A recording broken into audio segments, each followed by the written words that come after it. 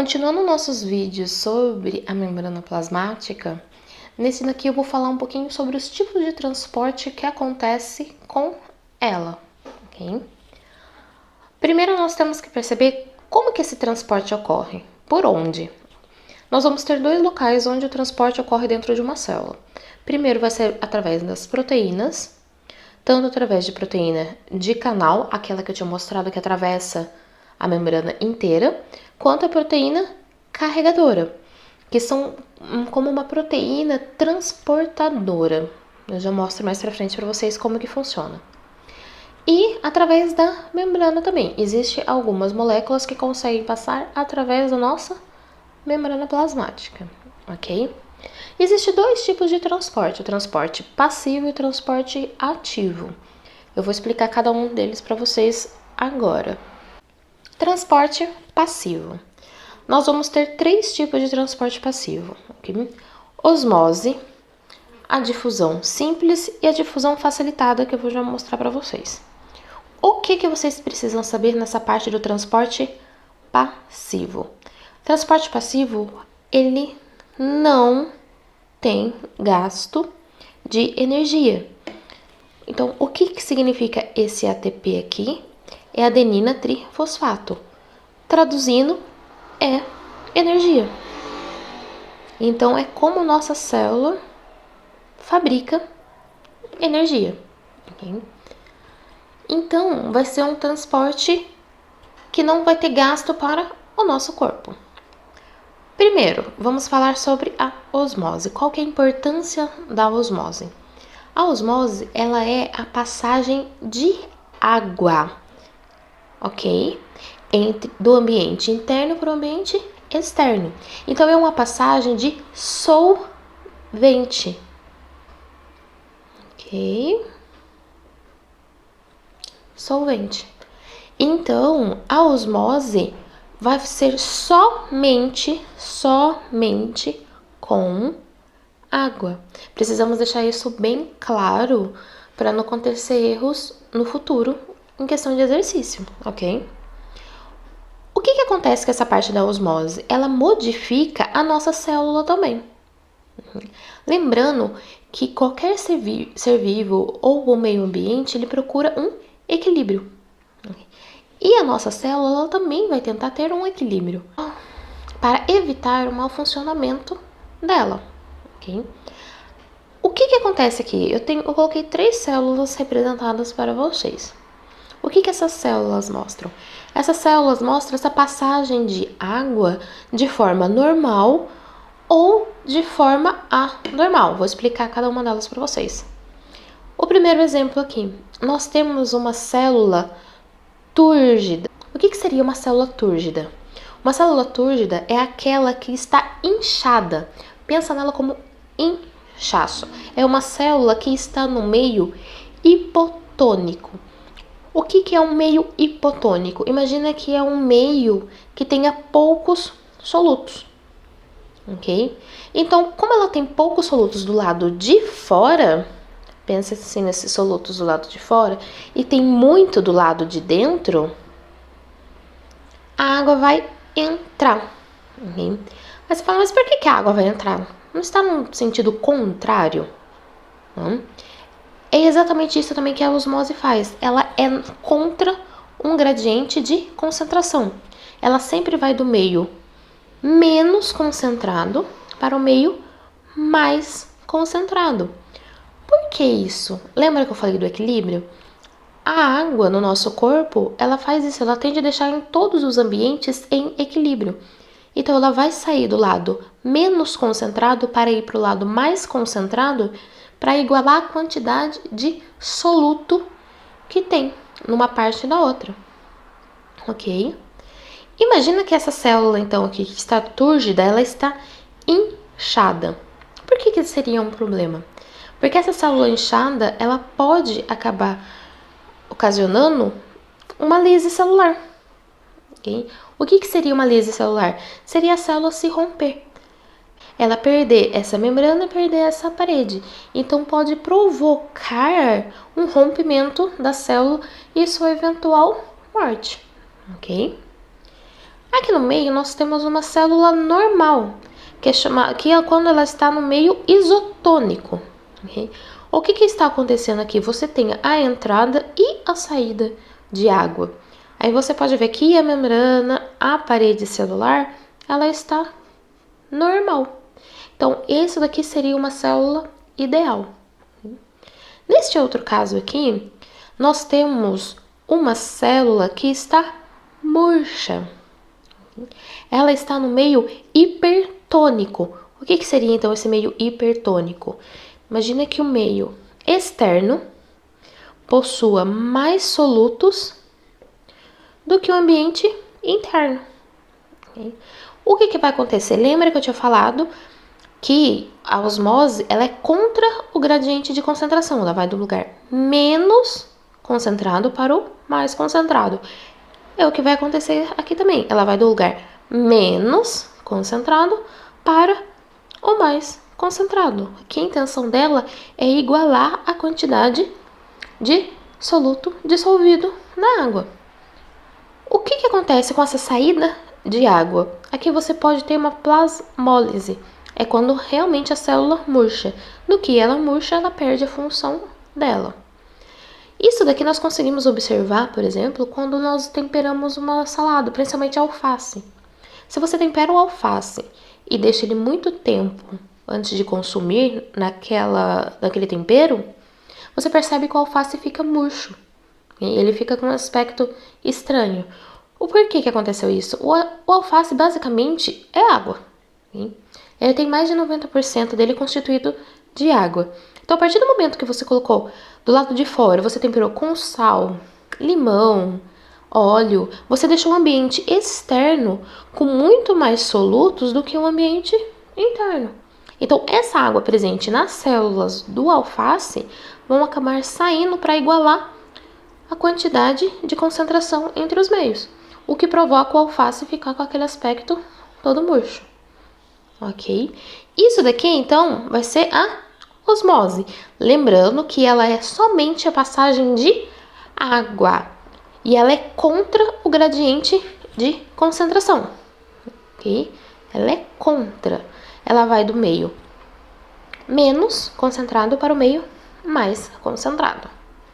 Ok? Agora eu vou explicar para vocês a difusão. O que seria a difusão? A difusão ela vai ser separada em duas partes. Você tem a difusão simples e a difusão facilitada. Okay? O que seria a difusão simples? A difusão simples vai ser a passagem de soluto, lembrando que agora nós vamos tratar sobre soluto em todos os outros casos, é a passagem de soluto através da membrana ou através da proteína de canal. Mas como que acontece isso? Imagina que são moléculas muito pequenas. Então, são moléculas que conseguem passar através da nossa membrana, através da proteína, sem que elas sejam necessárias ser carregada. Ok? Essa difusão simples também acontece quando eu falo que é através da membrana, elas são através de moléculas que têm afinidade com essa camada de lipídio aqui, ok? Então, seriam moléculas apolares. Então, são esses tipos de moléculas que conseguem passar através da nossa membrana. O que é mais fácil? Passar através da proteína de canal, quando ela é muito pequena, ok? Difusão facilitada, novamente, vai ser soluto. Só que diferente da difusão simples, a difusão facilitada ela não consegue passar sem ser, vamos dizer, percebida pela proteína de canal. Ela vai ser carregada. Você vai ter proteínas transportadoras, chamadas também de permease. Porém, apesar dela ser carregada, ela ainda é uma molécula muito pequena. O que não ocorre, gasto de energia. Você fala, mas como assim gasto de energia? O gasto de energia que nós estamos comentando que existe aqui seria para uma abertura e diminuição desse canal. ok? Então, ele tem uma abertura natural. E essa molécula, através da difusão facilitada, ela pega uma permease, uma proteína transportadora, e consegue ser carregada para dentro da nossa célula. Só que ela ainda é pequena e consegue passar por esse ambiente, ok? Então, ó, osmose, difusão simples e difusão facilitada são exemplos de transporte passivo, ok? Então, aquele que não tem gasto de energia. Agora, nós vamos falar sobre o transporte ativo, aquele que possui um gasto energético. Então, o que acontece com esse transporte ativo, esse gasto de energia? Você precisa transportar moléculas de dentro para fora da célula, ok? Então, ela também vai contra o gradiente de concentração. Aí você vai me falar, mas Gabi, você tinha falado que a osmose também era contra o gradiente de concentração. Realmente, ela é contra o gradiente de concentração, mas lembra que é a passagem de água, ok? Então, essa passagem de água, por ser uma molécula pequena, ela não vai envolver gasto de energia. Aqui nós estamos falando de moléculas grandes. Pensa só, são carboidratos, são proteínas grandes que precisam de ajuda, porque elas vão ser, vamos imaginar, empurradas para fora da célula. Imagina que isso daqui seja um carboidrato. Esse carboidrato ele precisa passar para o meio extracelular. E diferente do que a gente tinha ali com a difusão simples e facilitada, esse carboidrato não consegue passar através desse espaço. Então, o que acontece? Ela precisa de ajuda. Nesse caso, então, você vai ter este carboidrato precisando de ajuda para sair para o meio extracelular. O que acontece aqui? Lembra da energia? Que a gente tinha falado? Essa energia, ela vai se grudar aqui na nossa proteína de canal e vai doar um fosfato. Vou colocar um P aqui para vocês. Então, ela vai doar esse fosfato. Esse fosfato vai permitir que essa proteína de canal se abra. Ela vai abrir, encaixar esse carboidrato aqui, depois abrir a parte de cima e liberar ele para o meio extracelular, ok? Aí, o que acontece com esse fosfato que estava aqui, paradinho dentro da célula? Lembra que eu vou colocar ele aqui para vocês também. Então, você tem um fosfato aqui, certo? O que acontece com esse fosfato? Ele vai ser usado depois quando alguma outra molécula grande precisa entrar para dentro da célula. Aí, no que ela entra, esse fosfato sai e a molécula é liberada para dentro da nossa célula, tá? Então, o que acontece? As moléculas grandes, então, no transporte ativo, precisa ter doação de fosfato, num pedaço da energia. Então, é por isso que existe um gasto de energia, que precisa dela para abrir esse canal. Existe também transporte ativo de modificação da nossa membrana.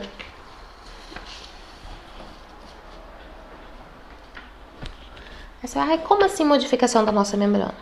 Existe também o transporte em bloco. O que seria o transporte em bloco? Quando você passa mais de uma molécula ao mesmo tempo. Aqui eu coloquei para vocês a endocitose e a exocitose. O que acontece aqui? É que são mecanismos que as nossas células têm de englobar algum nutriente ou expelir alguma coisa que não funciona mais para ela. Então, a endocitose é a capacidade que a célula tem de englobar alguma partícula e jogar ela para dentro da célula. Então, imagina só que você tem a membrana aqui bonitinha, certo? Quando ela tem algum nutriente ou alguma substância interessante para ela, imagina só, vou fazer uma bolona maior aqui. Interessante para ela, ela faz esse dobramento da membrana. Essa partícula acaba entrando aqui dentro e a célula fecha ok? Então, ela engloba essa partícula interessante para ela e a membrana volta no formato original dela. Então, isso é um transporte em bloco, também é um transporte ativo, porque requer uma energia para a célula conseguir fazer esse dobramento, ok? A exocitose é ao contrário do que eu acabei de explicar para vocês. É quando nós queremos jogar fora alguma partícula. Então, imagina só que houve restos dos processos celulares da nossa célula e tá sobrando aqui. A nossa célula não quer mais isso, ok? Então, o que ela faz? Ela pega essas partículas, aproxima da membrana plasmática. A membrana plasmática, ela abre, ela faz novamente essa curvatura, lembrando que para isso ela precisa de gasto de energia e ela solta essas moléculas para o lado extracelular da célula. Okay? Então, esse transporte em bloco também é um tipo de transporte ativo, porque envolve um gasto de energia. Okay? De ATP. O vídeo de hoje, então, era sobre esses tipos de transporte. Espero que vocês tenham gostado e até mais.